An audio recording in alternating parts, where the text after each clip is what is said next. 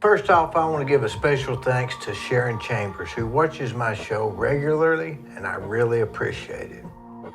But today's show, I'm looking for a mystery man that we cannot find. And I've got someone here that remembers him and might help us track him down. Doc Hollywood is here today to help us track down this mystery man. And I'll tell you more about it as soon as Doc gets.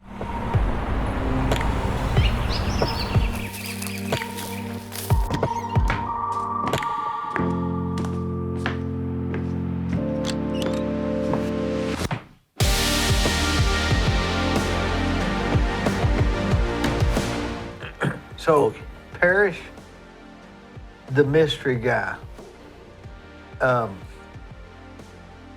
introduced it. The introduction was we're trying to look for a mystery man. Yeah. And I guess this mystery man would be, I'll give everybody some background. Yeah.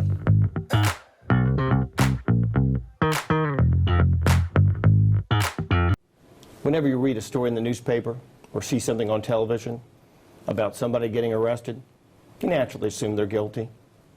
Unless the story's about you or someone you love, then you'll think differently. And you'll want a lawyer who will defend you. My name's Scott Canavis. If you or someone you love has been charged with a crime, call me. I'll return your phone calls, I'll work on your case, and I will defend you.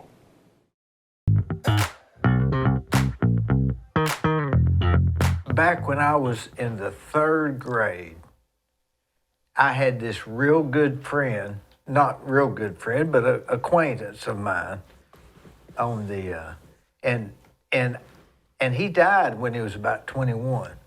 Yeah. And I never heard anybody that even knew him, because I was in the 3rd grade and he was in like the 5th grade or something. He seemed like an older guy. Yeah. But I never saw him anymore after that 3rd and 4th grade era, and nobody ever mentioned him till I was watching the disco dance show where Doc Hollywood was doing it, and at the end of the show, he said, "I'd like to remember," and he read off some names, and one of them was that guy's name. Yeah. And so that was so weird to me. Yeah. And his name was Earl Wiseman. Earl Wiseman. Do you know, I've thought about it in a few weeks that we talked about doing the show. And I don't independently remember the very first time I met him, but I remember hearing about him before I met him. Some of the girls hanging around Token's game room and skating rink, Earl's going to be here, Earl's over here, Earl's there. This guy had this, even before I physically met him, had this aura about him. I thought, well, this guy's on the up and up. What was the aura you had? Well, I thought it was competition there. It's the first thing off the bat, and talk about mentioning Token's game room here in the 1980s. You were gauged on how popular you were, on how many people had asked the attendance. Had Parrish been here, had Earl been here, had Joe been here. And sometimes I would ask. I never could beat certain guys out, and Earl was one of them. They'd asked if Earl's been here, is Earl coming, whatnot. I'd like to think mine was pretty good. Well, my remembrance of him is he was a pretty rough dude. Well, I ran with some different sets of guys over the years in the 80s.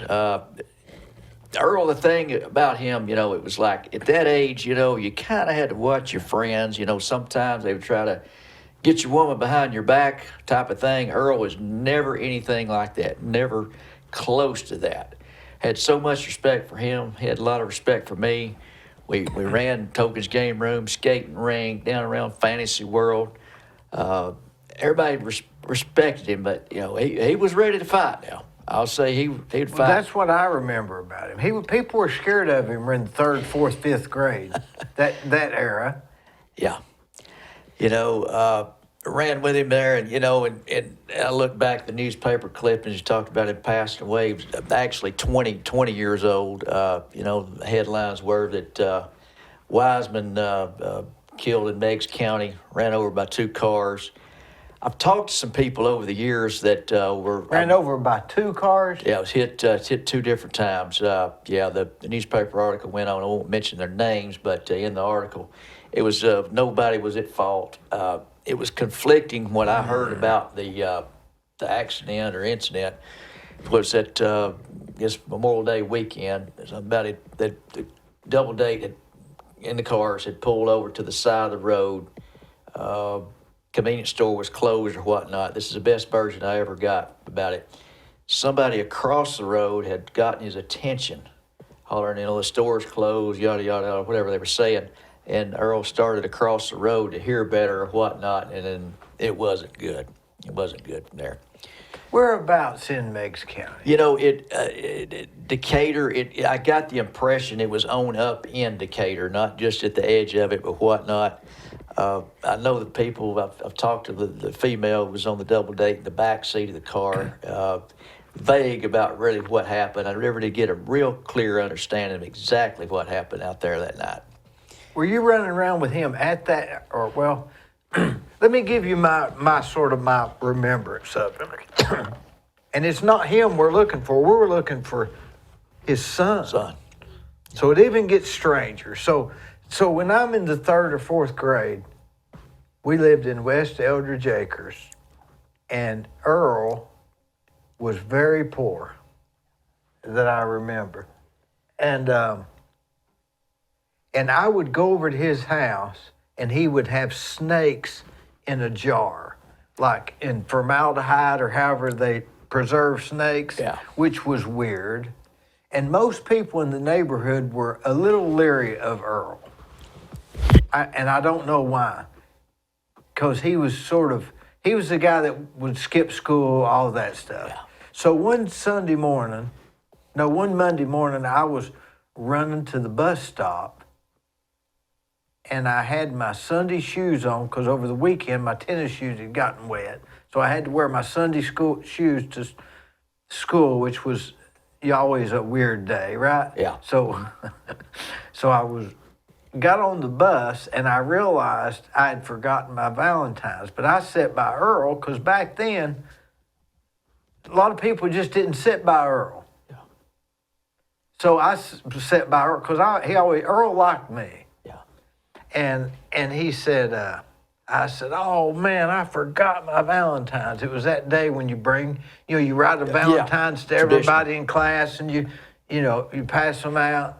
And I never will forget this. To this day, every now and then I say this phrase. He said, oh, don't worry about Valentine's. I never do them anyway. So sometimes it doesn't matter that you don't follow the traditions. That's what I got out of it. So every now and then I'll say, oh man, you don't have to do Valentine's. So that was my story. Yeah. Until I'm driving down the road, I guess I never remember seeing him at Tokens. And I was there, but there again, he would have been 2 years older. Yeah. And I wouldn't doubt Earl got held back. Well, how old was you when he died? Well, see, if he was 20, I was, 21, 22. Yeah, I was ahead of him just by a little bit. But, When was you born? 63. So, and I was born in 65, so Earl had to have been, I bet he was born in 63, and I bet he was still born in 60. He was a little bit older than me. I mean, he wasn't like a year. He was on up there. Yeah. But he had no money. Yeah. So I just remember hearing that I think he got into drugs and stuff. I think he got in a big fight at Mr. Zipp's on Mouse Creek Road. The police were called took him in. And the next thing I remember was hearing that he had died. Yeah. And I thought to myself then, there's more to that story than what you read. And I didn't think another thing about him till I thought about it on occasions, but till you had your show. Now, from that, you bring us up to when you mentioned him on the show. Oh, yeah. I mentioned Earl Wiseman. I close out the Doc Hollywood Dynamite Dance Show, airs on Whoop 99.9 FM on select Saturday nights there. Thanks so much to the powers that be that give me an opportunity to go in there. Dee, it's absolutely a dream come true for me to go in there and play DJ there on public airwaves. You know, I think back on him, you know, at the end of the show and just, you know, I wear this on my wrist, his name, the date he passed away. You know, often, and it kind of goes a kaleidoscope back at times when I mention his name. You know, and I was saying earlier, I don't independently remember the first time I saw him, but I certainly remember the last time I saw him alive and well. It was at the Red Food Stores on Dalton Pike. It wasn't where the location is now, but he was with some guys, and they were shopping, and I could see that it was he was out in left field. Was it of an evening? Yeah. Like a Saturday night or a Sunday night? Yeah, they were getting the group of guys he was with. There was something going on later, I could tell. I kind of got away from that era for a bit. I saw that it was getting, respectfully say, left field. You know, I had the job at Red Food. I had my sights set on produce manager, $10 an hour. You know, I was going to have more money than I could burn. You know, making $6.85 or whatever it was at the time. You know, I was going there. So, you know, I saw him there, and that's the last time I saw him. And probably 6 months later or later, he was gone. But you know, and going back to talking about the Tokens game room here. So Earl and I had set out one night. Well, you don't remember when you met him? You just know you... I remember the independent recollection of the day, the time, and place, but he just kind of came into my life. You know, there's people that just kind of drift in, and you're like, you know, well, this guy's all right. This guy's cool. Well, did you ride with him to Tokens, or was he one of those guys you saw when you were at Tokens, and you ended up riding somewhere together, but... A little bit of both. It wasn't like, I'll meet you at Tokens. More times than not, meeting him there. You're talking about landline phones. Yeah. You know, you got to call, leave a message. Yeah. You know, and all this. It's just crazy how it's evolved nowadays, obviously. But you know, we set out that night. I think I may have picked him up on that particular night, and we had made some type of pact. I don't remember which one of us suggested it. Probably him. He said, "Hey man, we're going down here tonight. We're gonna have a good time. Let's split up. You go down this way, and I'll go this way, and we'll see what happens." It was just different from what we would usually just go there and hang out, play games, see who all showed up, maybe go to the skating rink, maybe go down to Fantasy World, run Keith 25th Street. So we do that. He splits up, goes down towards the bowling alley. Remember the bowling alley? Yeah. Had those had pool tables down there, pinball machines. What a fabulous time that was. He winds up going that way. I wind up going in the game room. Dave, it's so very ironic that two girls, McMinn County area, Riceville, Charleston, had made the same type of pact. Very ironic. They split the same way. I just so happened, this is almost made for TV, to meet up with that girl at Tokens. Earl meets up with the other girl down at the bowling alley area. So eventually we come together. I mean, the ironies of that, the odds of that happening. I mean, it wasn't like 100 people there. It was probably, 50 people milling about or whatnot. But so we come together there. Life was grand. We've met some new ladies here. So, and the long and the short of that is, well, we wind up like a lot of young adults do, and at that time, he and his lady developed a relationship that lasted a while. 5 years or a year? Oh, a year or less. Year or less. Mine was kind of a 1 or 2 time dates, and then just kind of played out. But him and his lady, they hung on for a while, and eventually she's pregnant.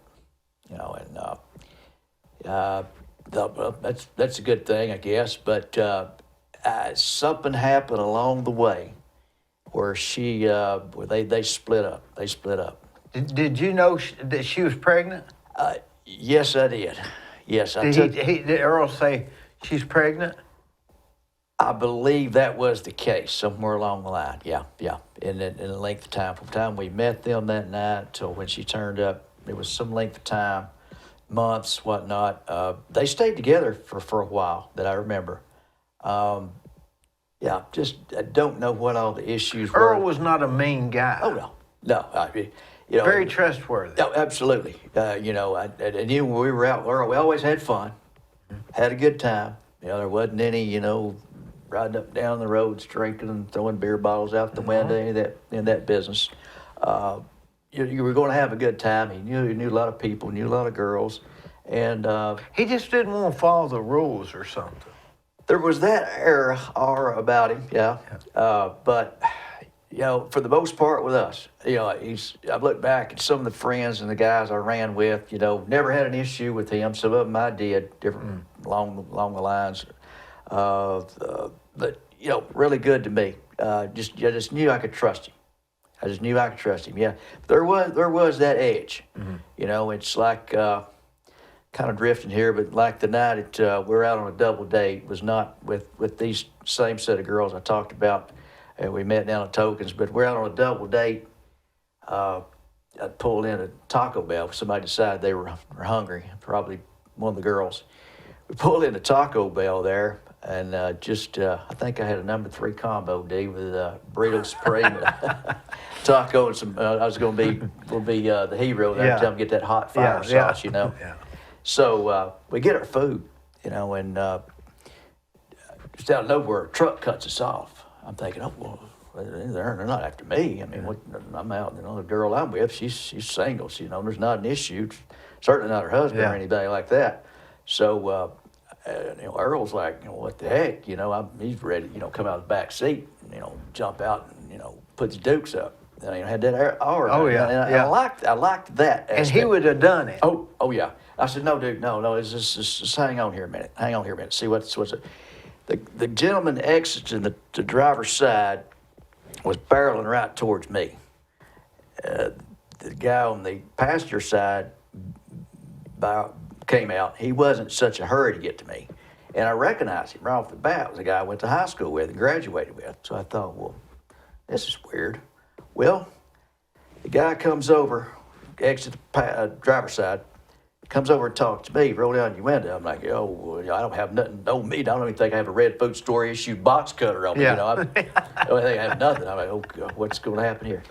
He goes, I clean the language up here, but you've got some property of mine. I said, oh, I do. I said, yeah, they're the 4 tires and wheels you've got on your car. I said, I do. I said, oh no, I knew that was too good a deal to be true.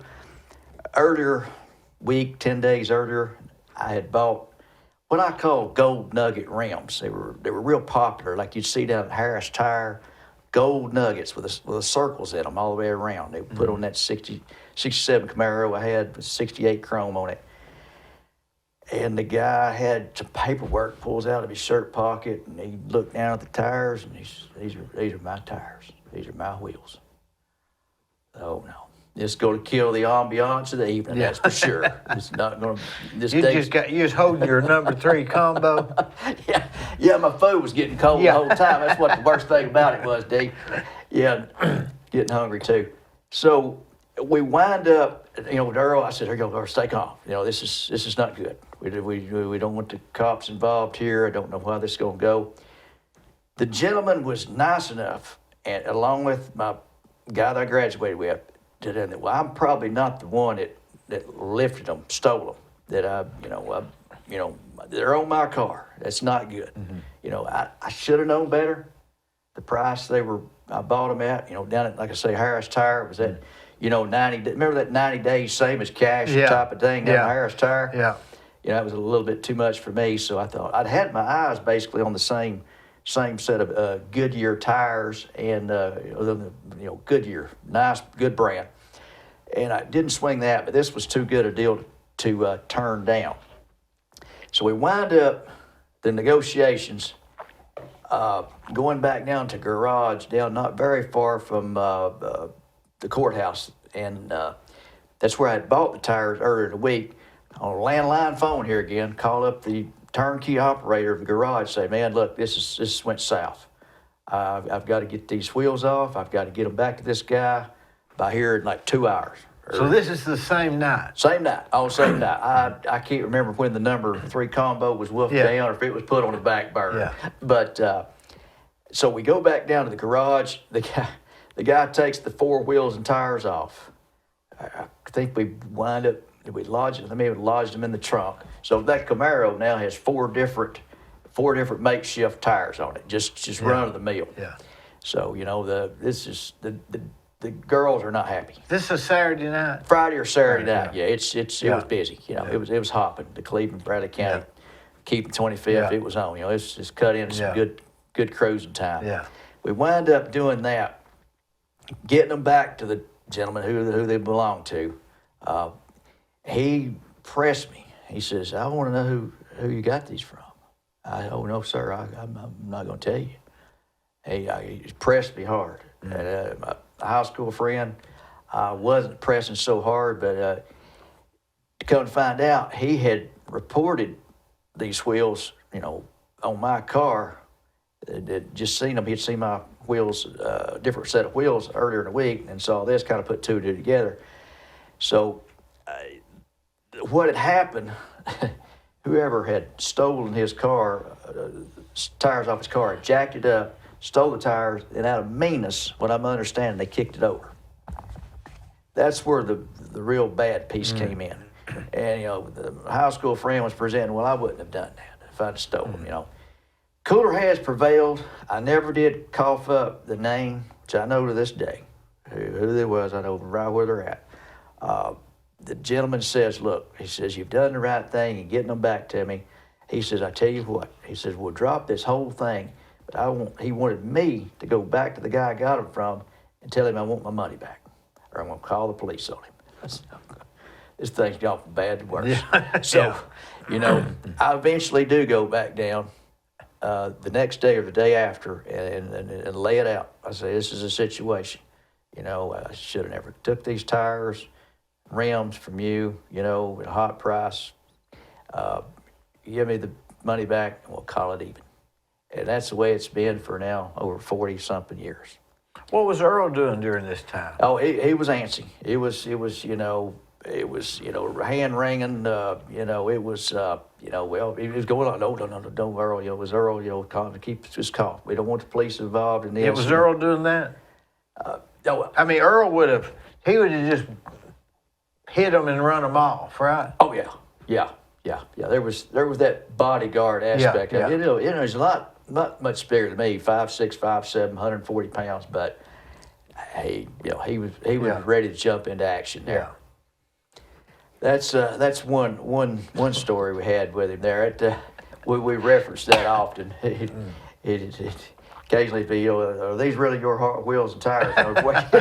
Yeah, I got a Harris tire receipt. So see, what I'd done, Dee, is I'd go back in and backdoor the situation, ran down to the Harris tire, robbed the piggy bank of my own and whatnot, and got the real nuggets, gold nugget rims, I call them. Nobody knew any different, Now let's go. You hear that he's passed away. All right, now go for the rest of the story.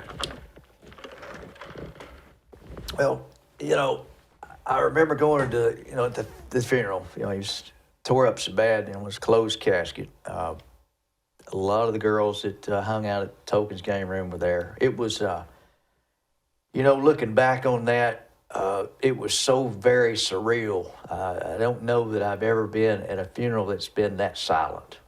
Because you hadn't seen him in a while, right? Had not seen him in a while. What, 6 months or 2 years? 6 months or so. When I saw him at the Red Food with those guys, they were loading up for a good evening there. There was no doubt about that. going back, obviously the shock of it is like, my goodness, it could have easily been me. That's some of the first thoughts I had about him.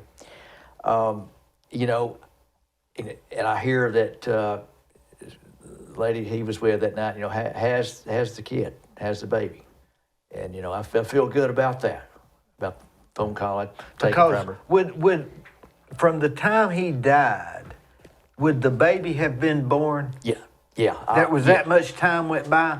I Because y'all were running around with about what era? I mean, what year? It was, of course, he died in May of '84. What we're trying to do here, folks, we're trying to find the son. We're trying to find the baby. Yeah. But keep going. Yeah. It was a tight window there. Only ran with him and knew of him for a year and a half. I can't say for certain. Were you in high school or you were just out of high school? You were just out of high school. Out of high school 2 years. I was out of high school in May of '82. He died in May of '84, 2 years later. And when was the tire issue? After? Tire issue was I was out of high school, but it was obviously before he passed away. It was probably in '83. Okay, now when did she call you and run through the possibilities of an abortion? It had to be '83 because in June of '84 I went with Red Food to Maryville, Tennessee. I stayed up there for maybe 16, 18 months. Yeah, All right,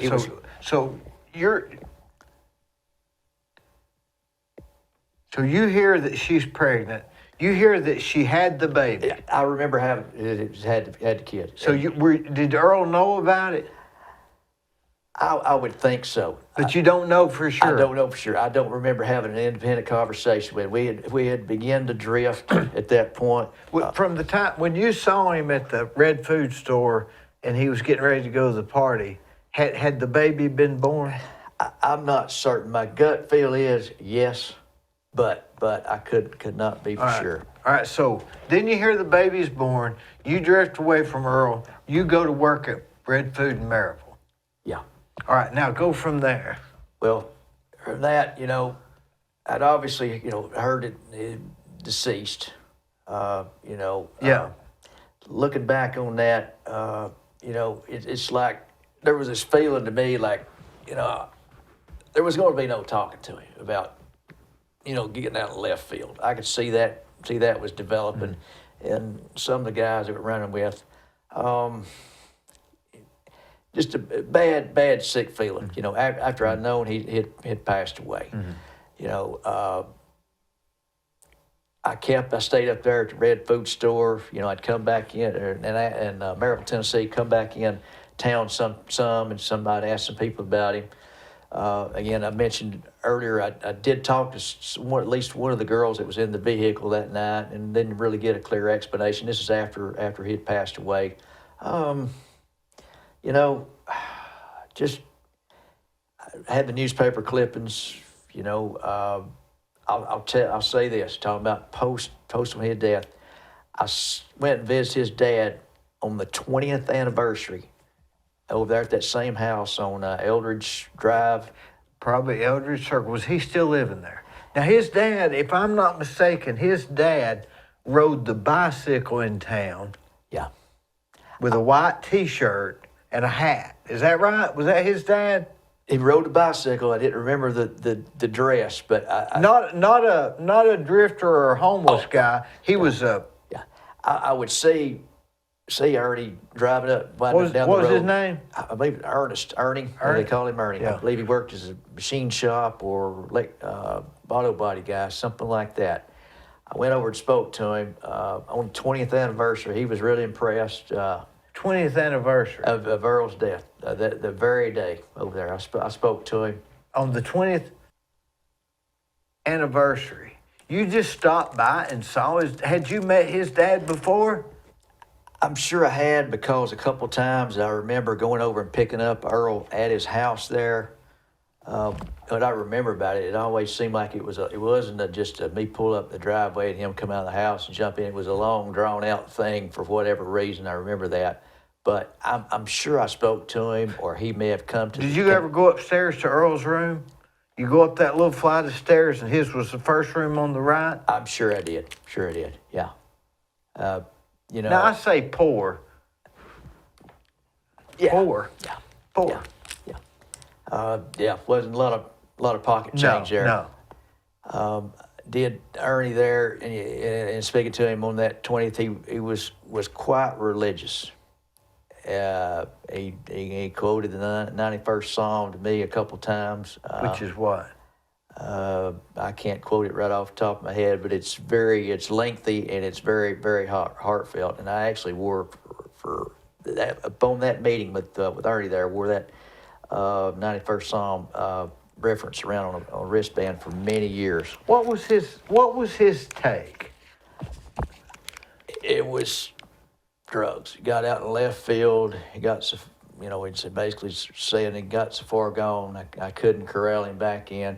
And Dee, I don't know when the last time you were by there, but I never did a clear explanation of whether there was a Datsun truck that sat in that driveway there from the 20th anniversary. I went up there, the 25th, the 30th. I did not make it to the 35th, but that same truck, and I don't remember if that was Earl's truck or if it was his dad's or what, but it was sitting there the whole 10, 15-year run, just sitting right there still. Earl probably couldn't have afforded a truck. That was my that was my thinking. That's as why well you there. picked him up. He didn't have a car.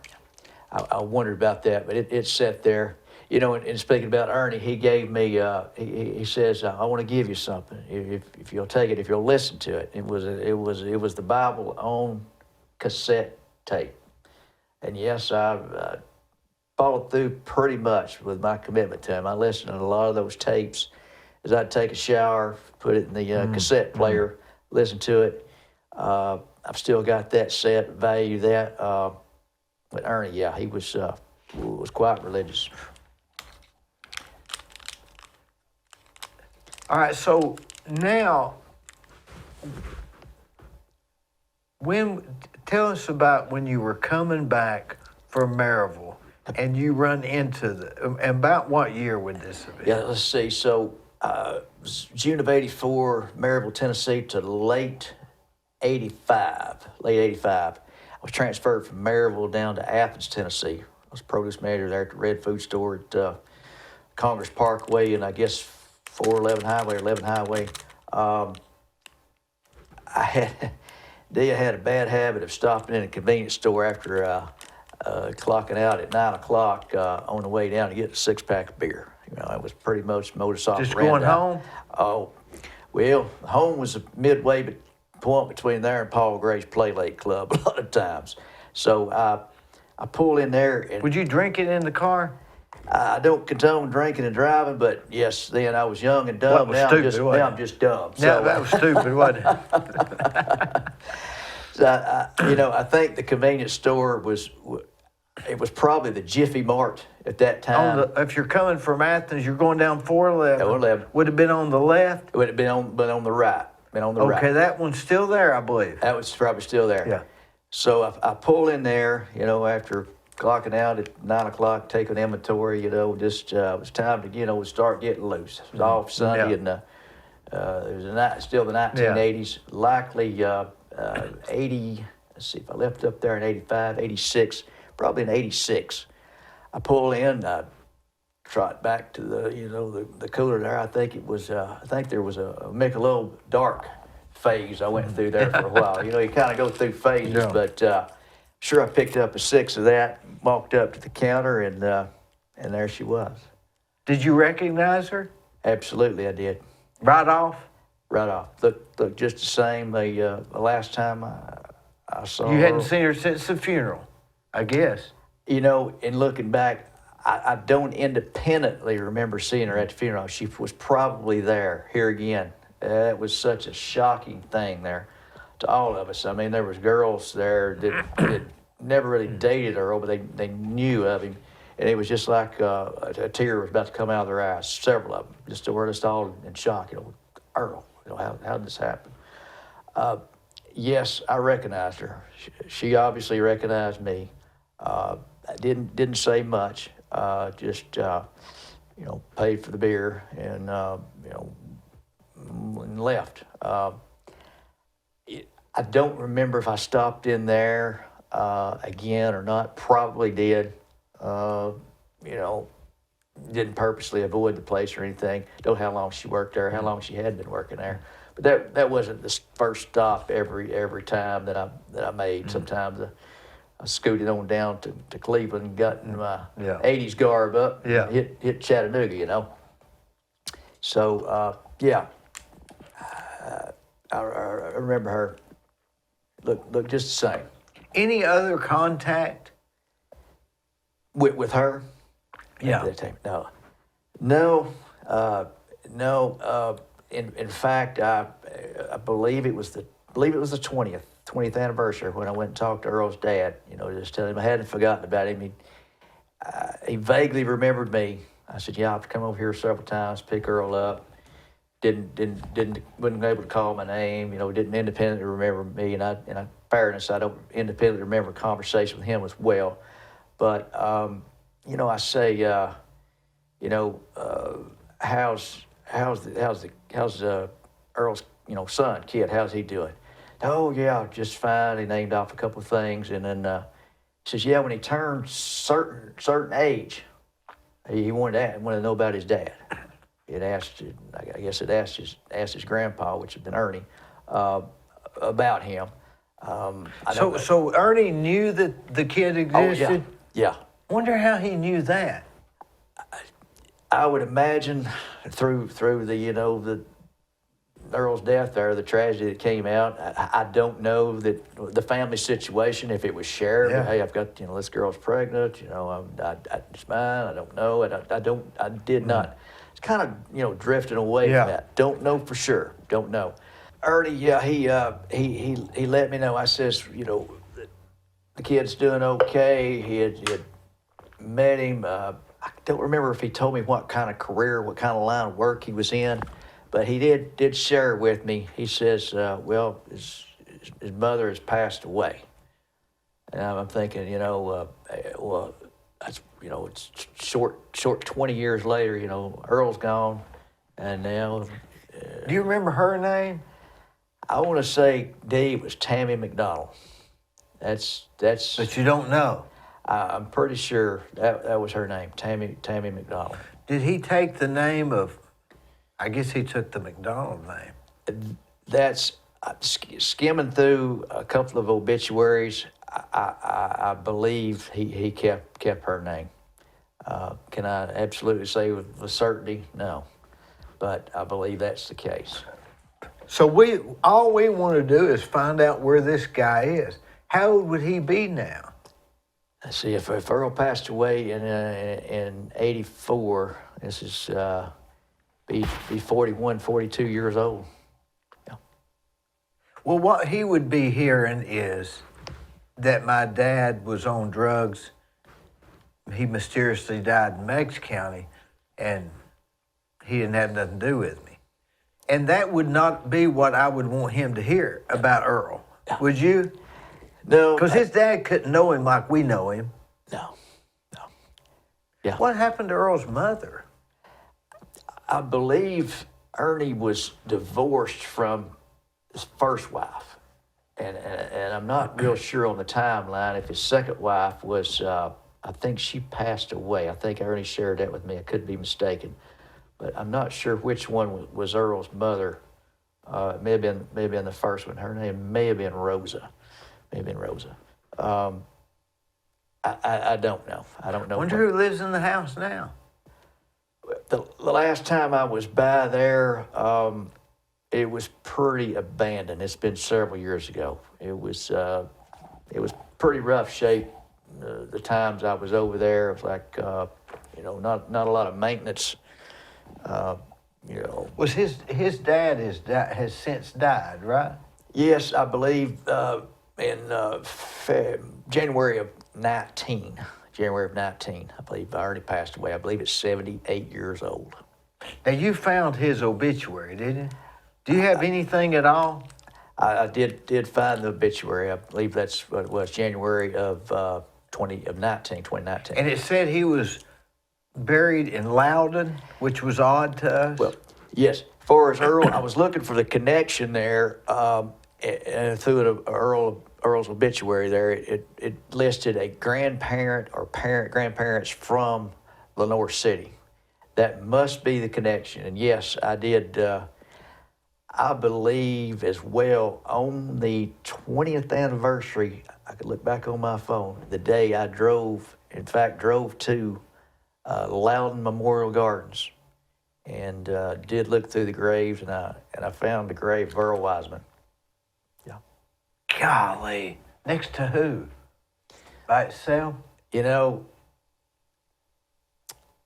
I believe it's a single plot. I'd look back on my phone. I know I've looked at it since. Yeah, had the date of death, date of birth, date of death. Yeah. Had the people I was with that day took a picture. Me kneeling beside his grave. Yeah. That's not how I would want people to remember Earl. That's not the way I knew Earl. No, me either. Kind of looking back, I remember going down to Cleveland Chair where he was working at there. He was worker now. Them chairs were coming off that. He was kind of at the end of the assembly line there. It was, if the boxes weren't quite right or something had to be shifted or palletized, he was working. He worked hard. Seems like I remember him never wearing belt. Do you remember? I'm one of these guys that notices these weird things about people. But it seems to me like he never wore a belt. That's probably the case. He kind of wore loose pants. Yeah. I remember thinking, he needs a belt. But he just, you remember that? You have any pictures of it? We have nothing. No. We have nothing. You know, as much in later years when hanging out at bars and clubs in Chattanooga and even around Cleveland, I carried a Polaroid a lot. And it was kind of a... What about an annual? You know, and being on the high school reunion committee, class of '82, there is one listing that shows Earl Wiseman as having been in that class, but that I'm not sure about the accuracy of that. As far as a picture, no, and I do regret He wasn't. that. He probably didn't go that day. It's probably the case. Yeah, probably so. No, I do not have a picture. I would know him obviously. Walked in this room, but no pictures, and I do regret that. He was kind of a stocky guy, wasn't he? Like a 5'8", stocky, kind of sandy blonde hair, dishwater blonde sort of hair. Yeah, that describes Earl. How do you remember him wearing his hair? I remember some of it was slightly part and some was no part. It wasn't long, no. was it? Wasn't long? No. He probably wouldn't have ran around me if I was sporting this back in the day. Earl was a man's man. Oh, yeah. Yeah, it was, I felt good about running around with him. I trust him pretty much if anything is going to go Isn't it crazy. funny that me and you, what we knew about him was all positive, and that there's just no memory of this guy. And he gets hit by 2 cars in McMinn. Decatur, it lists one of the drivers of the vehicles, a Cleveland address. The other one, a Decatur, Meigs County address. Was he living? Was he living with his dad? At that time, I'm not sure. Here again, the timeline's a little fuzzy, but he had drifted away. I believe he was running with another set of guys and gals. I think I know them. They lived close to him, and they may be one that may be in prison. That's entirely possible. That was an era where you either went left or right. It wasn't really a middle of the road, was there? I mean, it was real consequences then. Yeah, hanging around that skating rink, I got to know some of those people in later years, 20, 25 years later, and it was a lot more serious than smoking a Marlboro out behind the skating rink, or buying some of that cheap malt duck down at the KO, taking a swig of that. Yeah, Yeah, some of those guys had really, really, as I say, gotten out in left field. I remember Danny Bain. Didn't he get killed about that time? Remember him? Yes, I remember Danny. Danny Bain's a good guy, one of the coolest guys, nicest guys I ever met. Hung out at the skating rink, and I remember the last time I saw Danny Bain was at the World of Wheels in Chattanooga, sitting by himself. I was like, Danny Bain, down there, whoever I was with, go over and talk to him. Didn't he committed suicide? It was an odd one. I've gotten as many conflicting stories about that. One story was that he had said, "Hey, watch this," and snapped off. We're going to snap off a round of a little 25 or 22 pistol behind his head, and I'm just goofing around. And something much more sinister and tragic, another version of what happened. He rode motorcycles, didn't he? Danny Bain, I think he may have. I think he used to come to the skating rink on a motorcycle because that was. But anyway, going back to that, 16, 17, 18-year-olds were so in a way nowadays they're more exposed to real dangerous stuff, but back then, man, it was the Wild West, wasn't it? Yeah, it was. If somebody wasn't smoking funny things, or I mean, nowadays your kids wouldn't even have bought wheels for a car. They wouldn't even done that. A lot of them don't even want to drive. Wouldn't even have a car. Nowadays they don't even want a car. No, it's amazing how it's changed our driver's license. For them. I mean, I couldn't wait. I remember taking mine down at the National Guard Armory down near where the YMCA used to be, the old YMCA down there, and taking that driver's test. I was the last one to get through with my driver's test, too. I was going to make sure I passed this thing. Got my learner's permit, whatever it was, 15. Yeah, learner's permit at 15. Oh, yeah. Remember, you could do it at 14 if you proved hardship or something like that. That was crazy, wasn't it? Took that thing on D, a big old four-door Ford LTD. I'm sure my mother, while she was waiting on me, was holding her breath that I made it around the parking lot, did the infamous parallel parking. I'd stay out till 1 and 2 in the morning. They didn't even say nothing. Nobody even said anything. We weren't even doing nothing wrong, but nowadays they'd think you's crazy. But how are we going to find Earl Wiseman's son? And why do we want to find him? Why do we care? Probably share some of the same thoughts. We knew his dad, ran around with him. Of course, I ran kind of in circles, and you knew him from a younger age there, and had respect for him. He was a good guy. He was a good guy. Experienced some left field stuff. Yeah, I would certainly like to meet him. Yeah. I'd just like to tell him that I knew his dad, and he had some really good qualities. And it wasn't, because, the only thing he's probably ever heard is he was on drugs and got run over mysteriously. There was so much more to Earl than that. Yeah. And one of the stories, the funnier stories, they had a bad habit of, I probably only had one set of keys to my car. And, I don't know, just not investing the $1.98 down at Kmart, and the copy ran off or whatnot. But I'd been over to somebody's house, and they said, "No, just don't drive down there. Save your gas. Come with us." It was some frequent house where some of the guys and gals would meet over, and then we'd go down to Tokens or skating rink, whatnot, Fantasy World. Had a habit of leaving my key underneath the floorboard mat, just where I wouldn't lose it. I knew the car. I knew where we were going to lose it. So girl pulls in there, gets dropped off, gets stranded, knows I leave my key underneath the floorboard mat. Sure enough, get in my car, get the key, turn it on. Me and Earl were standing out down at Tokens game room. Somehow we wound up down there together, met, whatnot. So we're standing there on the sidewalk right there where the bake shop is now, and the fire hydrant. I think that fire hydrant's been there for 40-something years. We see what looks like my car. It looks like a darn car, And then Earl, he said, "Oh, it is your car." And he comes on by there, a single female driving it, going on, and then Earl takes off, citizens arrest, citizens arrest. down through the parking lot there. gonna stop that. And I go over and I see who it is, somebody I knew. I said, it's all right. It's Earl. It's all right. No need for citizen's arrest here. Everything's cool.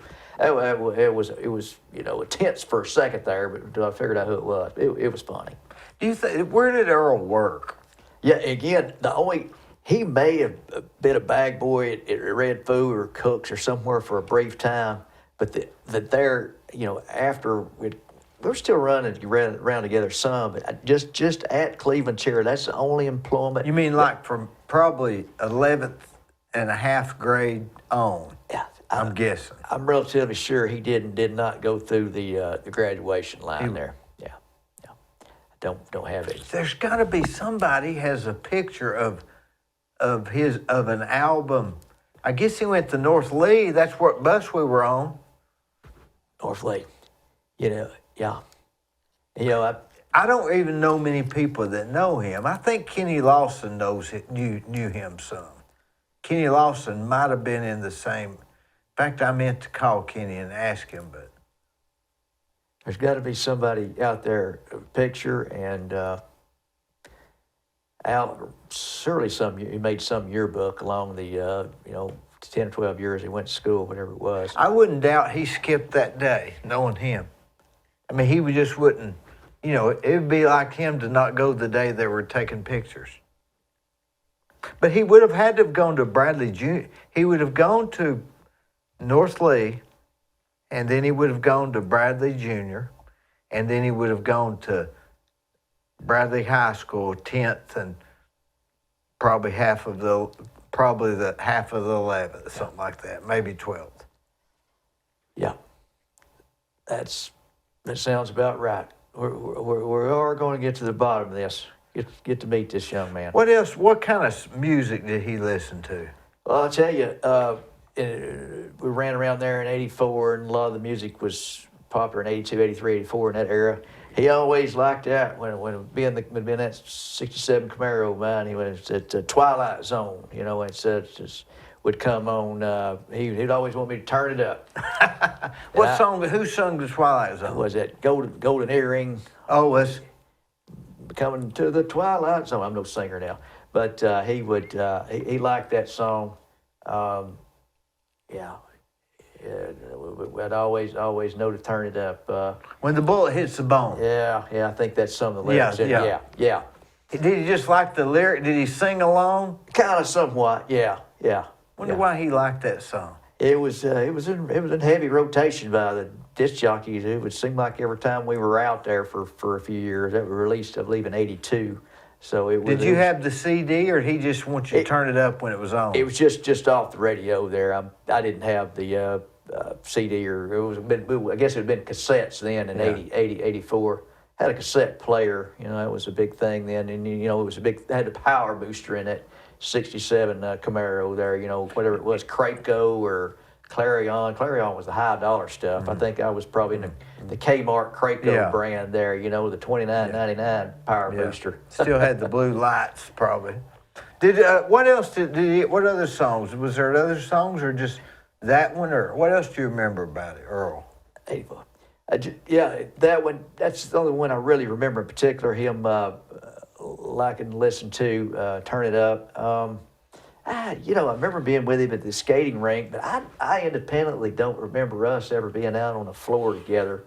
I'm sure we were there. He probably wouldn't have been the type to skate. I think we're that up wasn't there. Earl. Yeah. Keeping that trail from Token's game room to the skating rink, trek down to Fantasy World and whatnot. So he went down to Fantasy World some too? Some too, yeah. That, Fantasy World was kind of, off the beaten path. There was kind of a different set of folks that hung out down there than Tokens. And I thought about it on the way up here. I don't ever remember me and Earl going to the bootleggers. Any of the bootleggers that was around Cleveland, Bradley County at the time. Earl would just go in and buy it, probably. Yeah. Down there, I used to hit one down on, you go out to Inman Street there, and then you take a left down, I guess it was Lowry Street down in there. It was a bootlegger, and I don't remember. Snorts maybe or Maybe something. Snorts, there was all of them. Some of them I'd heard about as a kid kind of growing up out off of Parksville Road from 72 to 82. Snorts, Crow's Nest, and of course, my mother lived for a while down on Dalton Pike. You'd go by Rusty's down there. A couple others didn't really hit any of those. A couple times would go down to that bootlegger there off Emmett Street there. Yeah, it was like I say, I never would recognize the guy behind the counter. I recognized him from the hands up to the elbows. That's about all you could see through a Yeah. two foot slit there. But I don't remember going down there with Earl any. But we weren't drinking a lot. I'm sure there was some along the way, but it wasn't a drunken fest by no means. I don't know if he ever got on that PCP or something. Seems like he got onto some hard stuff there for a while. I don't know for sure. I knew the guys he was running with. There was a little bit shady there. You know, the last time I saw him, and I remember kind of a sick feeling when I saw him. He looked good. I mean, he was the same with Vibrant Earl, but just knew that crowd was had that deep left field potential there. Wonder how we can find his son. Is that all we're looking for? If his mother's died? Now, Earl didn't have any brothers or sisters, right? I don't think. You know, there in one obituary I looked up a while back, it did reference two sisters. Two You would sisters? actually know more about that than me from. I never saw anybody there. I just went over at his house and went upstairs, looked at the snakes. I was just riding my bicycle by his house mostly, and I never remember seeing his mother. I never remember seeing his dad till somehow or another connecting that later.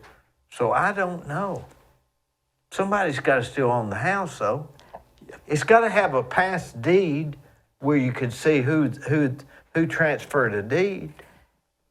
The last time I was by there, looked abandoned, just still, and that would be a good starting point for us there. And I always thought over the years I would literally run into him, but I believe his name to be Brandon.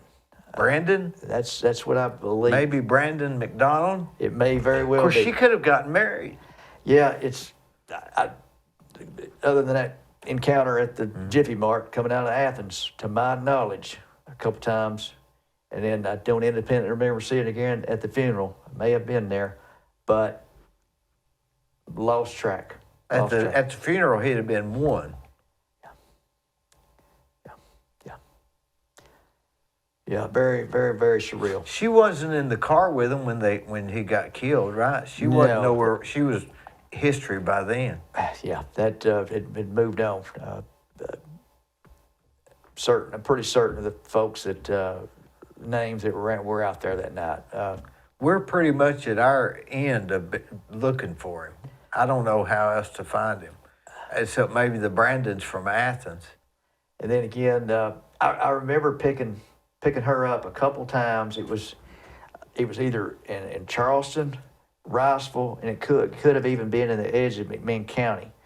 I can't remember the circumstances where Earl was not with me, but I went out to pick her up to take her to meet Earl somewhere. During that 6 or 8 months courtship? Yeah. It's kind of fuzzy there, but I again had the transportation, had Yeah. the car, had the 685 red food stores, making that an hour, which was a lot of money, especially if you're living at home or don't have a lot of bills.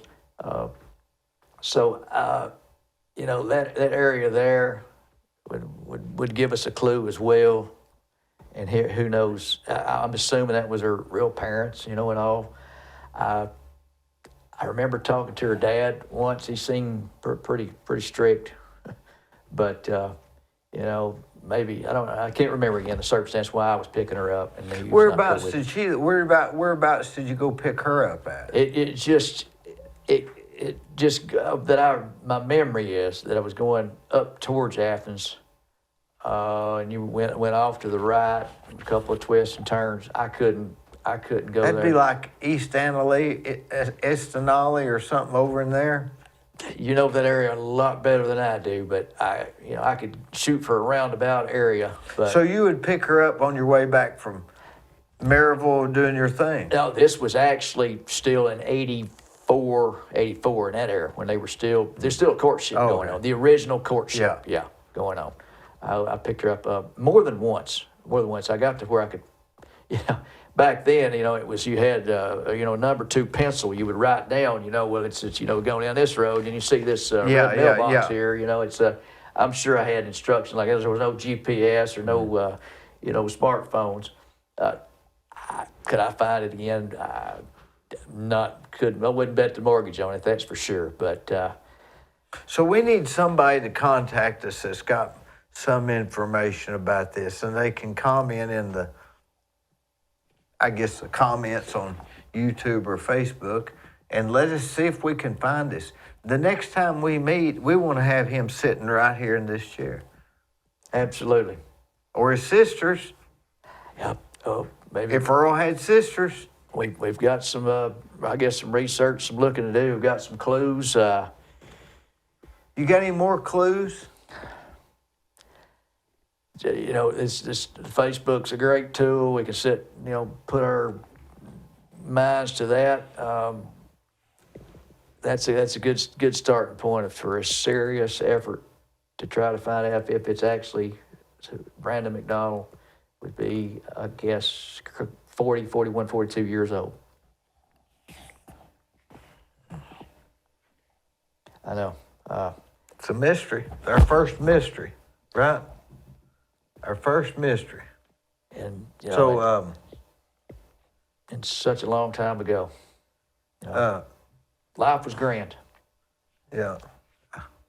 Eddie Dyer's texted me. Yeah, we had had a world at our feet. Well, let's see if we can find the guy, and maybe somebody watching can help, right? That would be great. That would be great. And maybe he's got some pictures. Yeah. But she wouldn't have gone after pictures for him. Was she a nice person? Yes, always very nice to me.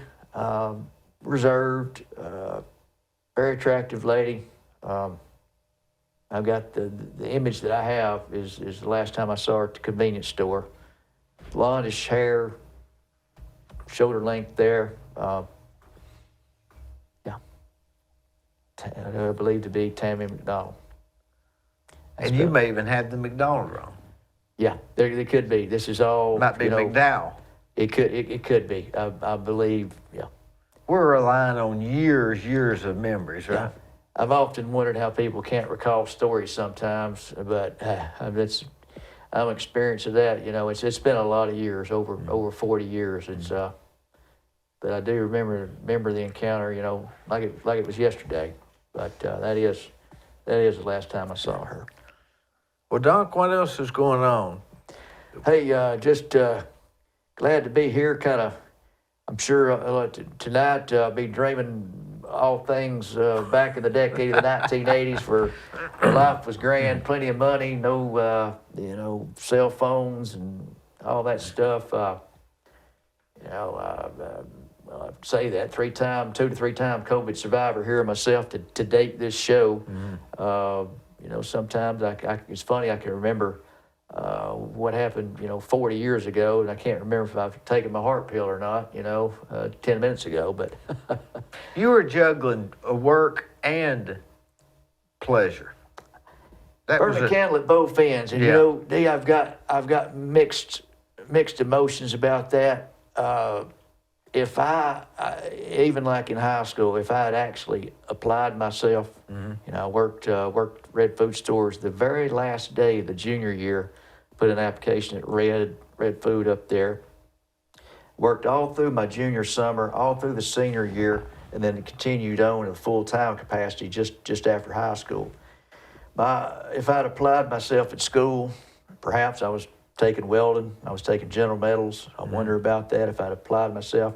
That put on the back burner. My goal was to get that, produce manager's job, $8, $10, $12 an hour, whatever it's going to pay. I set my sights on that.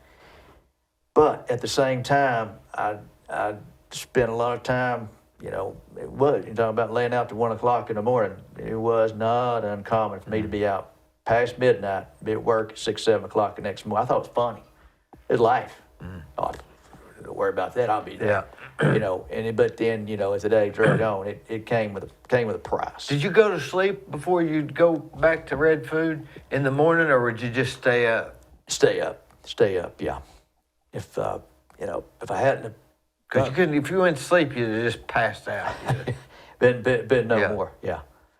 Run around there, and, you know, if I'd applied myself, cut the partying thing out, you know, I wanted to be, you know, district produce specialist and, you know, district manager. I could show you a little thing I wrote about my advanced future for Cleveland State, little class I had over there in the fall of '82. But it was just fun, you know. Just wasn't really any harm in it, were they? I mean, just laying out at night. I mean that's if we were young and didn't have to pay bills, we'd be doing it again, wouldn't we? I mean, absolutely. Did enjoy a lot of success, you know, in that field. Again, mixed emotions. If I had, well, I mean, it's not like you're not. It's not like you. I mean, you're the specialist. I mean, you are the guy. Why produce? Well, you know, and I may have mentioned on an earlier show when I got out of high school there, right before school ended, my junior year, I was going to go to Cook's, Watson's, somewhere to get me a bag boy job.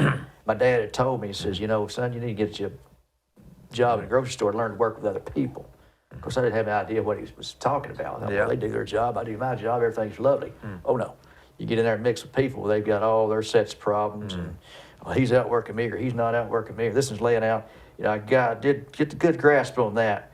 Well, it just so happened that they had, Red Food had either fired three produce guys a day or two before over the old, was it Keith or 25th Street store up there, and just was basically just cakewalk right into the thing. Hair wasn't nowhere along as it is now, and I brought my perfect attendance certificates with me up there and showed Eddie Wells. Eddie Wells, I worked for him. Eddie Wells, and he says, yeah, we got a spot for you. It's what we need. People that's going to show up, do a good job, whatnot. So that's how it led. It was just not me going in there and picking. I'm just glad I didn't go to the meat department. I'm afraid, Dee, I'd look like this today. Yeah.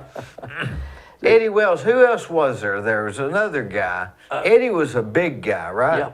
And the other guy was blonde-headed. He would walk around the store all the time. What was his name? The guy I remember is Garen Looper. Garen Looper, that's him. Yeah, he was pretty strict. And of course, the company was pretty strict at the time, talking about if you come in not wearing a belt, you're going right back out the door. Come in, And you the know, bow tie. Remember the bow tie?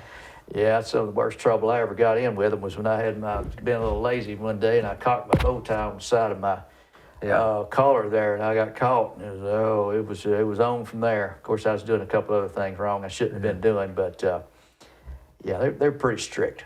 They always put me in the back, cleaning up the back where I couldn't make tips.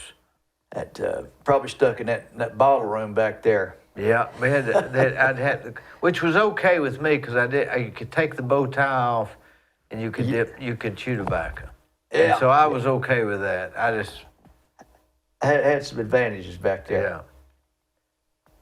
But you're now in Hickson, right? You know, I was up there a couple weeks ago. I stopped in there. I didn't see you. I believe it was your store. Yeah. That I forget Hickson what I area's was doing there. been good to me. I thought I would be down there for a very short time. Worked for Buy for Less, Bruno's Food Max in Cleveland here, and it played out. Was in that building there, which was the old Big Kmart, I believe at one time. It's Now, so you went to Red Food, and Red Food, then where? Red Food. Then I briefly got out of the grocery business. I had somebody, the former produce manager, talk me out of it. He says, man, just working every weekend, you know, strict, you know, you can let your hair grow. He says, come down to Magic Chef. So on a whim, on that conversation, I says, okay, I'll give this grocery thing a break. Talking about mixed emotions there again. I regret that now that I'm still in it. I would like to say I was in it for continuous length, but it was chopped up with different stores. Some good, some bad. But I did that. I worked down at Mag Shelf in the old building, for a year and a half on the track. So that was during the, during the strike. Remember they had the strike? Well, yeah, I was down there. It was after the strike. I believe the strike was 83. I went in there in October of 87. I was down there, and you may vaguely remember this, when the union was decertified. It was union vote down there. It was pretty tense.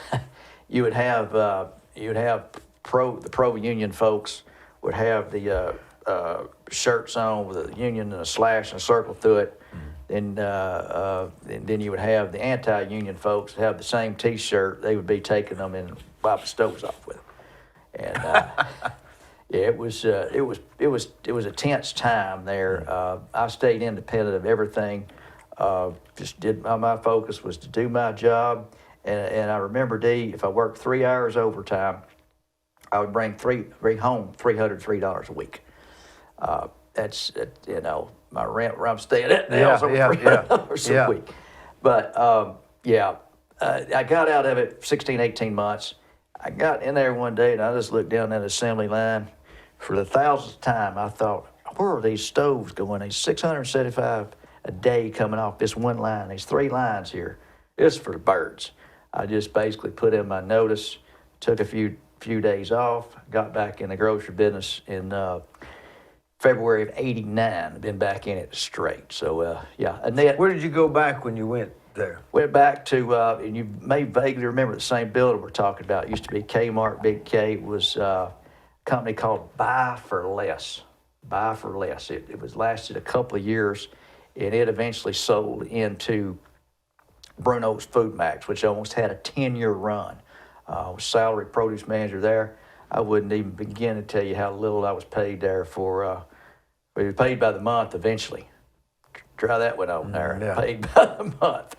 Well, it lasted almost 10 years in that building, and wound up going to Chattanooga and going back with Bruno's Food Max for a good opportunity. Picked up the same rate of pay. It led to Albertsons, a company called Albertsons. They had a 2-year run. When they sold out, Bruno's Food Max sold to Albertsons, 2-year run. So on my next to the last day of the notice down there, the dreaded 30-day notice, phone call. I got an interview with Walmart. I went with 3 different interviews with them guys. I thought, man, these guys are serious here. They put me through 3 different interviews. Well, the position I was going to be sliding into was pretty lofty. It was highly recommended by somebody I knew who worked there at the store. Took that thing and lasted 19 years there. 19 years there. And unfortunately, just before the pandemic, they had a change in the business model, cascaded the salary folks at a good salary, cascaded us back to an hourly position and for less pay. And I'm the type, I'm like you, I can't be constrained by a clock. I've got to be somewhere I'm salary. Yeah. It's where the money is. And then I've got to be where I can work as long as I need to get the job done. Or short, right? Yeah. Yep. So then you went what and applied for? Well, from there, it was had several opportunities. I looked at several different things. Latched on with Food City. It's been outstanding for me. Outstanding. Support, ran a couple of out of bounds things, life things. They've been super outstanding to me. It's been a good 5-year run now. Food City? Yeah. So they're far better than any of the other employees. Well, it's for me, absolutely. I'm back where my roots were, running the produce department, feeling like I'm really accomplishing something each day I walk out of there. Again, I can't stress how professional and how supportive they've been to many things. You know, you look back at what you're doing now as a career, and you probably do as well. You think about before the pandemic, through the pandemic, as the pandemic is wind down now here. Everything is seemed like this timeline. Everybody that's alive or was conscious of the pandemic, you have thoughts, reflections back in the short, 5 years since late 2019 or 2020 or so there. I really like what I'm doing, and can't thank those guys for the support. Well, that store, especially in Hickson, one thing I noticed in there is it didn't feel crowded. For some reason, I didn't feel crowded, and I don't like feeling crowded. Plenty of space there. I wonder if they have another foot or so between the aisles or something. I've heard that often. Yes, it's spacious, that's for sure. Give you room to operate. Good business philosophy there. Shout out to Food City, right? Especially the one in Hickson. Yeah. Who's the manager there? Oh, I guess I wouldn't want to say her name, but outstanding to me. Outstanding. Could not be more supportive there. Absolutely. Well, what else is going on, Parrish? Tell us about your disco dance show. Well, thank you for asking there. I got to do that thing a couple of weeks ago there, 2 weeks in a row after taking a little bit of a break for various reasons. Again, thanks so much to the powers that be. They know who they are, for giving me an opportunity to go in there. I mentioned, I saw the movie Saturday Night Fever, 1,000 yards from there, the old Village Theater. Play those records, have a lot of fun with it, stretch the truth every now and then, kind of tell on myself. And most of all, Dee, I hope that the statute of limitations has ran out of some of that stuff. That's for sure. Well, it's a rundown memory lane for what, an hour and a half, something like that? Hour and a half. It gives me an opportunity, having grown up as a kid when the Village Mall was, a happening place. Of course, we've seen it in our lifetime shift from the Village Mall to the Cleveland Mall, and then of course to the Bradley North or whatever they're calling it. I can reference, the Santa Claus house out front, having those memories. Talk about, the Tokens game room, which is close proximity to Whoop 99.9 FM, being down the bowling alley. I can mix in a lot of things there, and I'll bring out my concert stuff collection. It is, and I know you listen as often as you can there. Yeah, I certainly appreciate that. That's for sure. And you come on at a good time. It's the time that it's either you're en route to go eat somewhere Saturday night, or it's that period when you're staying home, but you're not quite ready to eat. So it's a good time.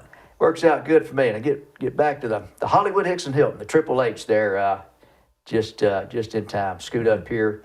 My keys fit the door now for a long time, and there was a rocky time or two. Maybe I was bending the rules there for a day or two, and we know the owner. We can get around that. I got exactly what I deserved, and that's past history. And had a good 2012 is when that thing started.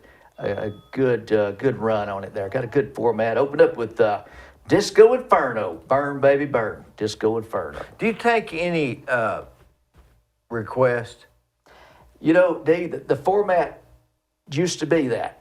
Of course, anybody who knows me could chime in on the cell phone, and there was a format there for a while where we had chat rooms. You could type in, and there was a lot of people involved with that.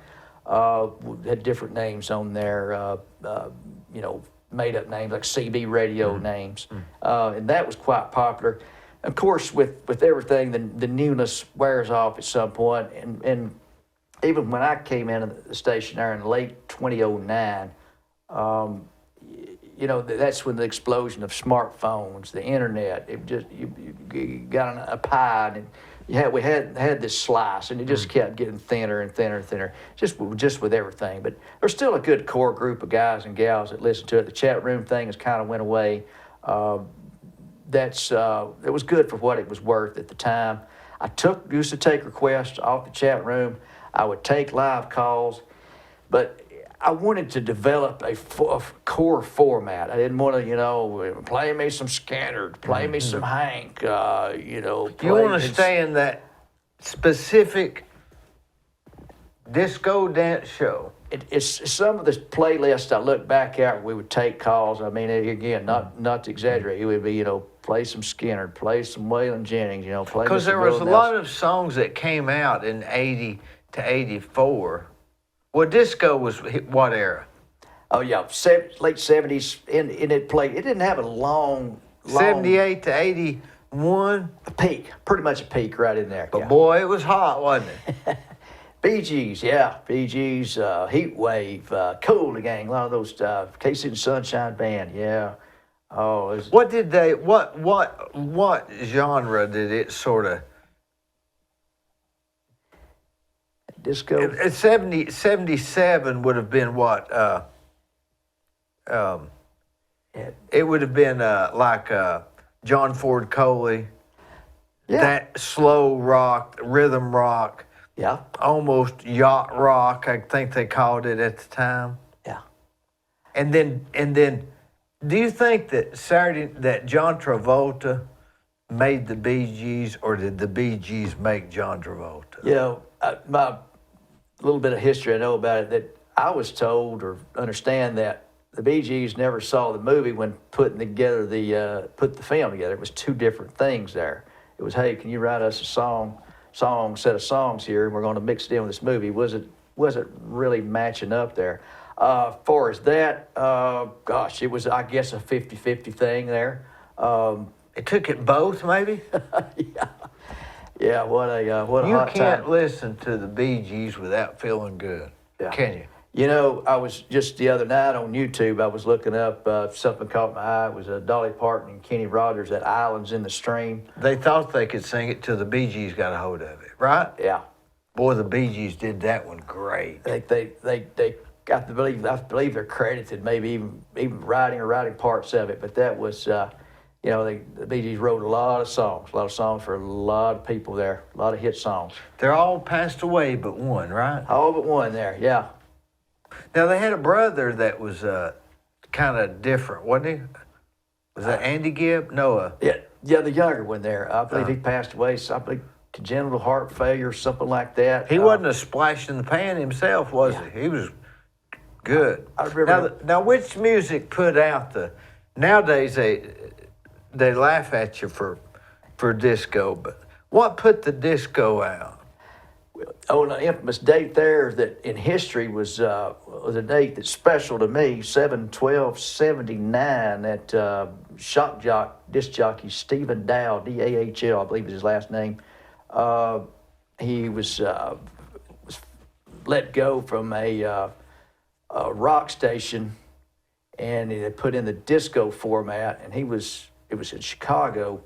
And he had this deal where you bring a disco record to the ballpark for your admission in between double headers of a game between Chicago White Sox and I believe Detroit. Mm-hmm. He was going to pile them up in the outfield and do some kind of fake blow up, like the Wile E. Coyote, T-plunger handle and explode the records, And, that right there, and it was a big disco sucks movement. That had a lot to do with it. And of course, like anything, the newness wears off. That music, I know that it moves in a timeline there where it's just going to get old. Coupled with that was a pretty big thing there. That I think there was a lot of Bee Gees records piled in that pile out there at center field and were blown up. 7/12/79, yeah, and that was about the time. I don't know what kind of took over that. I guess it was a Cyndi Lauper type music. A little bit of the bubblegum pop sort of stuff. You had the bubblegum pop, and then you had the hard rock. Those two. And then Judas Priest came in, that sort of music. Yeah. Judas Priest had some good songs, buddy. Yeah, there's one recently. I listened to it for years and hear it, and I just really took the time out to look at the lyrics. Oh yeah, that's right. Let's see, what was the famous? It says. Let's see, what's the famous saying?